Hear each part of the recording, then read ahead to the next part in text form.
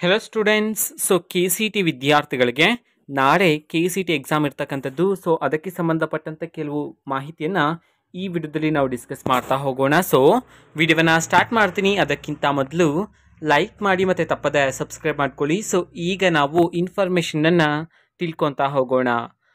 ನಾಳೆ ಅಂತಂದರೆ ದಿನಾಂಕ 18ನೇ ತಾರೀಕಿನಂದು ಕೆ ಸಿ ಟಿ ವಿದ್ಯಾರ್ಥಿಗಳಿಗೆ ಎಕ್ಸಾಮ್ ಇರುತ್ತೆ. ಅದೇ ರೀತಿ 19ನೇ ತಾರೀಕಿನೂ ಸಹ ಎಕ್ಸಾಮ್ ಇರುತ್ತೆ. ಈಗಾಗಲೇ ಎಲ್ಲ ಪ್ರಿಪ್ರೇಷನ್ಸನ್ನು ಕಂಪ್ಲೀಟ್ ಮಾಡಿರ್ತೀರಾ.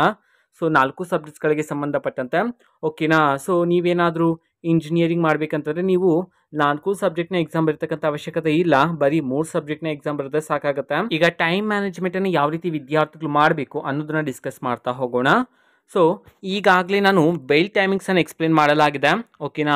ಪ್ರತಿ ಬೆಲ್ನ ಮೀನಿಂಗನ್ನು ಎಕ್ಸ್ಪ್ಲೇನ್ ಮಾಡಲಾಗಿದೆ. ಆ ವಿಡಿಯೋ ಚಾನೆಲಲ್ಲಿದೆ. ವಿದ್ಯಾರ್ಥಿಗಳು ನೋಡ್ಬೋದಾಗಿರುತ್ತೆ ಓಕೆನಾ. ಬೆಲ್ ಟೈಮಿಂಗ್ಸನ್ನು ತಿಳ್ಕೊಳ್ಳಿ, ಯಾವ ಬೆಲ್ನ ಮೀನಿಂಗ್ ಏನು ಅಂತ ಹೇಳಿ ಓಕೆನಾ. ಈಗ ನಾಳೆ ಎಕ್ಸಾಮ್ ಇದೆ ಅಲ್ವಾ. ಎಕ್ಸಾಮ್ಗೆ ನಿಮಗೆ 70 ಮಿನಿಟ್ಸ್ ಟೈಮ್ ಇರುತ್ತಷ್ಟೇ. 60 ಕ್ವಶನ್ಸ್ಗೆ ನೀವು 70 ಮಿನಿಟ್ಸಲ್ಲಿ ಆನ್ಸರ್ಸನ್ನು ಮಾಡಬೇಕಾಗಿರುತ್ತೆ. ಅಂತಂದರೆ ನೀವು ಥಿಂಕ್ ಮಾಡಬೇಕು, ಒಂದು ಪ್ರಶ್ನೆಗೆ ಆನ್ಸರ್ ಬರೋದಕ್ಕೆ ಬರೀ 1 ನಿಮಿಷ ಮಾತ್ರ ಬಾಕಿ ಇದೆ ಅಂತ ಹೇಳಿ ಓಕೆನಾ.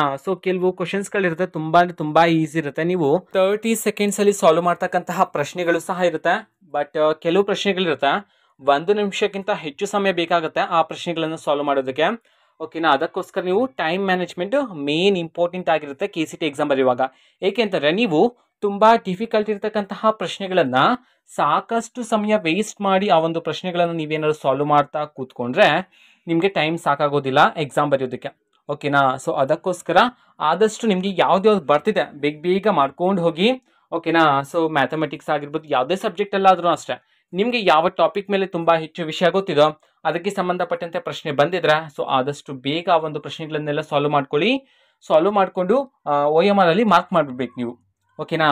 ಅದಾದಮೇಲೆ ಫೈನಲ್ ಆಗಿ ಒಂದು 2 to 3 ಮಿನಿಟ್ಸ್ನ ಇಟ್ಕೊಂಡು ಆಮೇಲೆ ಎಲ್ಲವನ್ನು ಸಹ ಒಂದ್ಸರಿ ಚೆಕ್ ಮಾಡ್ಬೇಕು ನೀವು.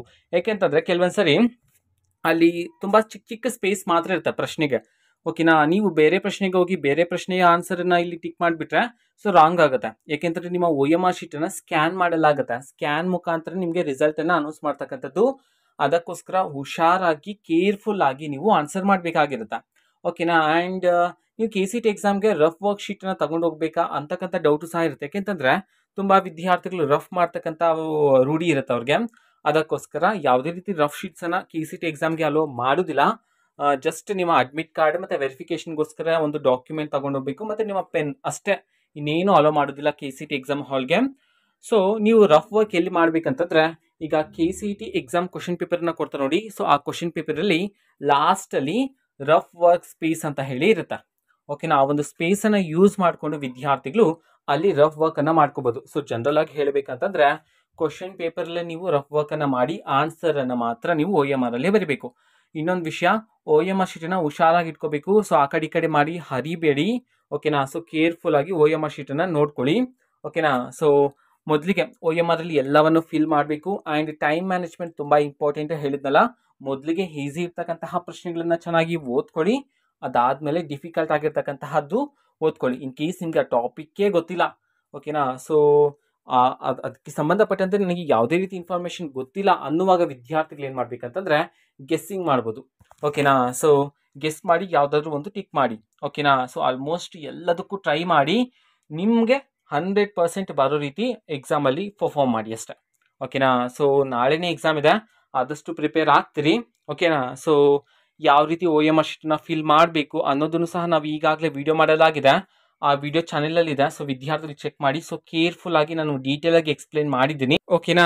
ಕೆ ಸಿ ಟಿ ಎಕ್ಸಾಮ್ಗೆ ಸಂಬಂಧಪಟ್ಟಂತೆ ಯಾವುದೇ ರೀತಿ ಡೌಟ್ಸ್ ಇದ್ದರೆ ಕಮೆಂಟ್ ಮಾಡಿ ತಿಳಿಸಿ, ಆದಷ್ಟು ಬೇಗ ನಾನು ತಿಳಿಸ್ತೀನಿ ಓಕೆನಾ.